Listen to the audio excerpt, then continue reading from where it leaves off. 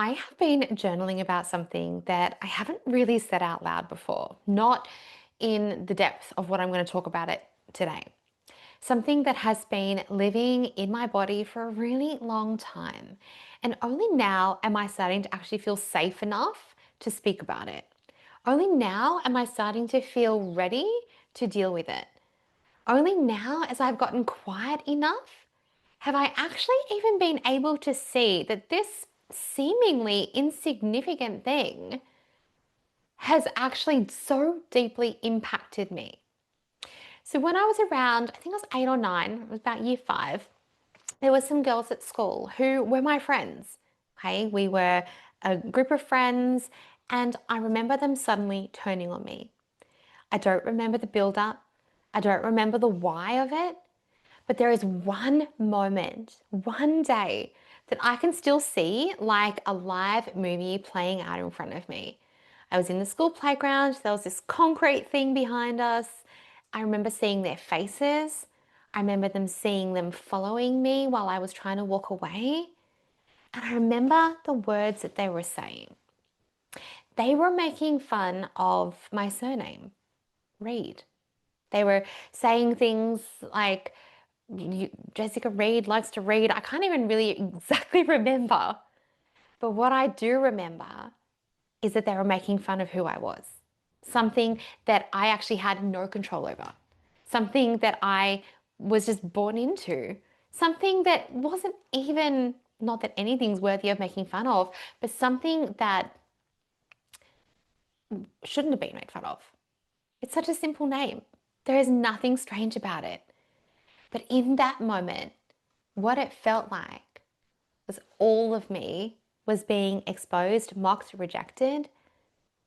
Because in that moment, and obviously there was some sort of platform for this already there for me, but this moment really cemented for me that it wasn't safe to be me. Something clicked in my nervous system. It is not safe to be seen as myself. I became almost embarrassed of the name that I had. And I remember this feeling following me for so long throughout my teenage years. And I'm going to tell you in a moment how it's impacted me in my business. So, welcome back to Resourced. This is the space where we name what's true beneath the strategy. My name is Jessica Reed, and I say that today with confidence. And today's episode is a tender one for me.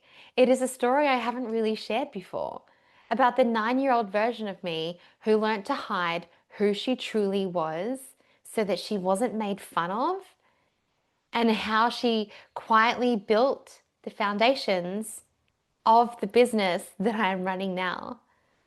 And I came to this exploration through journaling something around my parenting. I wasn't looking for why don't I want to be visible? Why, what's going on? I wasn't looking for anything in my business.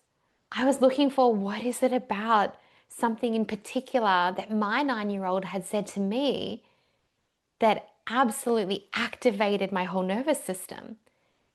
And then I realized this is it. This is what it's connected to. And that then led me down this pathway into my business. If visibility feels unsafe or exposing for you, then this is the episode to settle into. I'm going to share a little bit more of my story. I'm going to offer some soft reframes, and I'm going to give you 2 invitations to move forward. Okay. This moment in the playground, this for me, as we're just chatting about now, it wasn't just a childhood memory. This actually laid a foundation, or as I said, maybe built on a foundation that was possibly already there, but this one stung. This one caused a core belief that really took root in me. I am not good enough. I can't be seen for who I am. There is something embarrassing about me. And I carried that into high school. I dimmed myself down. I assumed that people just didn't like me. It wasn't true, but I assumed it. I second guessed how I dressed. I second guessed what I said. I second guessed who I sat with. I edited myself constantly. So it is no surprise then that when I started this business, and didn't lead with a personal brand name. I chose a brand and a logo that I got to hide behind. And I also told myself at the time that's the professional choice. And I didn't really know much different. You start a business, you create a business name, you get a logo. I never really thought about, I did actually think about being personal brand, but there was no way I was going to embrace that. It seemed like I was making the best strategic choice. But underneath this choice, I was actually carrying shame around who I am. And over the years, personal branding started to call me forward. And I go deeper into this branding story when I teach in my business foundations program, where you are deciding as to whether to be a business brand or a personal brand. This personal brand, it started to call me forward.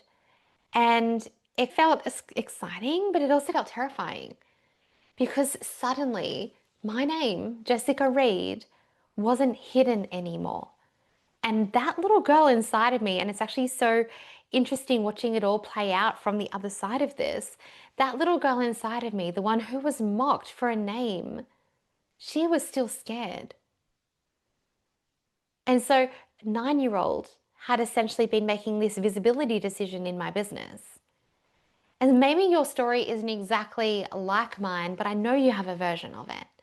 Maybe it wasn't your name, maybe it was your laugh or your accent, your ambition, your softness, your too muchness, your not enoughness.